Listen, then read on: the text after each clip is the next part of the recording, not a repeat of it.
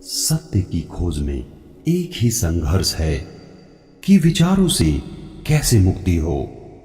सभी ध्यान विधियों का भी यही लक्ष्य है कि विचारों से मुक्ति कैसे मिले, क्योंकि जैसे ही विचार रुकते हैं वैसे ही तुम देखने में समर्थ हो जाते हो। जब तक विचार है तब तक आंखें धुंध से भरी हैं, जैसे दर्पण पर धूल जम जाती है, ऐसे ही हमारी चेतना पर विचारों की परतें जम जाती हैं। अगर तुम गौर से अपने विचारों को देखोगे तो एक बात निश्चित रूप से समझ में आ जाएगी कि बहुत ज्यादा विचार नहीं है तुम्हारे भीतर। कुछ ही विचार हैं जो बार बार मन में उठते हैं। इस तरह विचारों के आने जाने से एक लीक बन जाती है। उस लीक पर मन घूमता रहता है। और अब यदि मैं विचार को शून्य करने के उपाय के बारे में बात करूं तो एक ही उपाय समझ आता है, और वो है साक्षी भाव। विचारों के प्रति साक्षी भाव को साधना, विचारों के प्रति पूर्ण सजग हो जाना। अब इस बात को ध्यान से समझें कि एक आम और साधारण आदमी के भीतर एक ही धारा होती है, और वो धारा होती है विचार की। उसके अंदर दर्शन सोया रहता है, और जो साधक होता है उसके अंदर दो समानांतर धाराएं होती हैं। एक धारा होती है विचार की और दूसरी धारा होती है दर्शन की। और जो आदमी सिद्ध हो जाता है उसके भीतर भी एक ही धारा रह जाती है, और वो धारा रह जाती है दर्शन की। उसके विचार शून्य हो जाते हैं। इसी प्रकार यदि आपको भी अपने विचारों से दर्शन तक पहुंचना है, विचार शून्य होना है, तो आपको विचार और दर्शन की समानांतर साधना करनी होगी। साधना करते करते यदि आप अपने शरीर की क्रियाओं को देखेंगे तो शरीर शून्य हो जाएगा, और यदि आप अपने विचारों की दौड़ को देखेंगे तो विचार शून्य हो जाएंगे, और अगर भाव का अंतर निरीक्षण करेंगे तो भाव भी शून्य हो जाएगा। मैं आपको एक प्रयोग बताता हूं। कभी घंटे भर किसी एकांत कोने में बैठ जाएं और कुछ भी ना करें, सिर्फ अपने विचारों को देखते रहें, तो आप थोड़ी ही देर में पाएंगे कि आप अपने विचारों को देखने लगे हैं।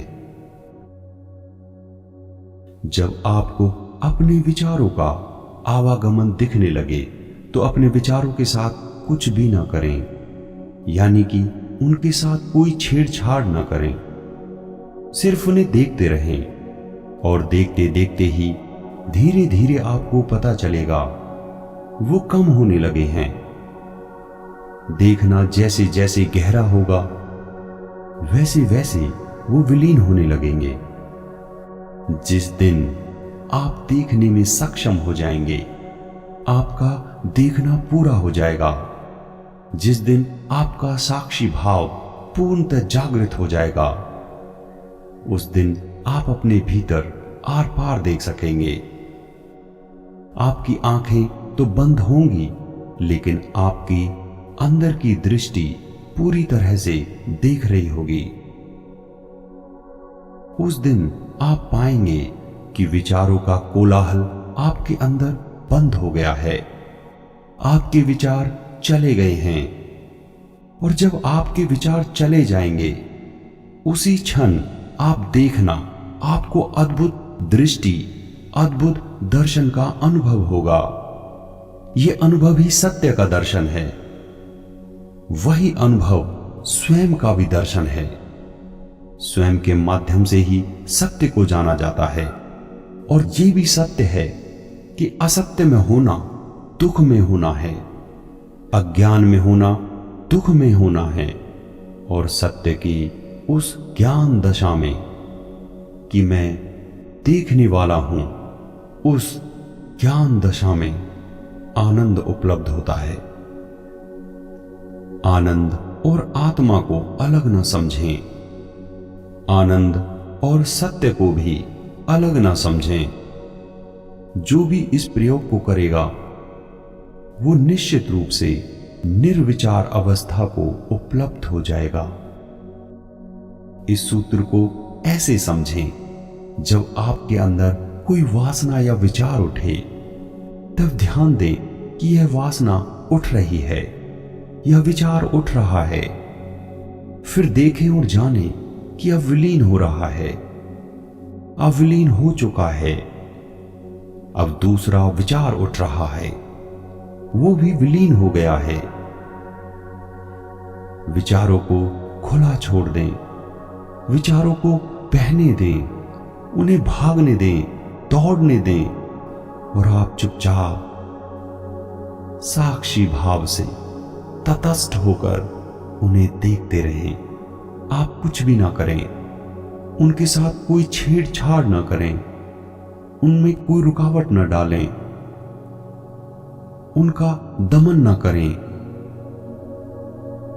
यदि कोई विचार आता है तो उसे रोके ना,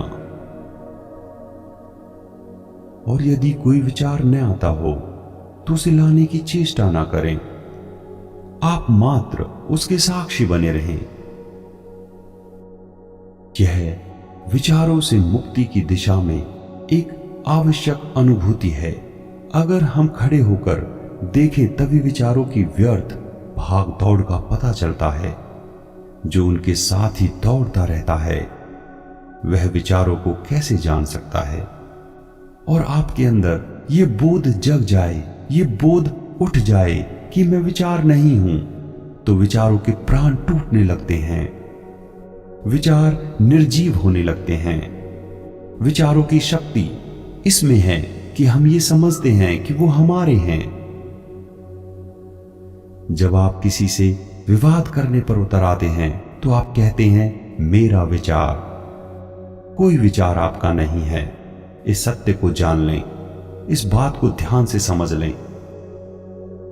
सब विचार अन्य हैं, दूसरे के हैं, पराये हैं, वो आपसे अलग हैं। जब आप अपने विचारों को साक्षी भाव से देखते हैं तब अनुभव होता है कि विचार अलग है और मैं अलग हूं। तभी आपके अंदर एक बोध उठता है कि जो विचार को देख रहा है वह विचारों से अलग है। और जब यह बोध होता है तो अद्भुत शांति का अनुभव होने लगता है, क्योंकि तब कोई चिंता आपकी नहीं है। आप चिंताओं के बीच में हो सकते हैं, चिंता आपकी नहीं है। आप समस्याओं के बीच हो सकते हैं, समस्या आपकी नहीं है। आप विचारों से घिरे हो सकते हैं, लेकिन कोई विचार आपका नहीं है। तुम्हारी चिंता, बेचैनी, तनाव, तुम्हारी दौड़, महत्वाकांक्षा, ईर्ष्या, ये सब खो जाएंगे। तुम निर्विचार अवस्था को उपलब्ध हो जाओगे और बूंद महासागर में मिल जाएगी।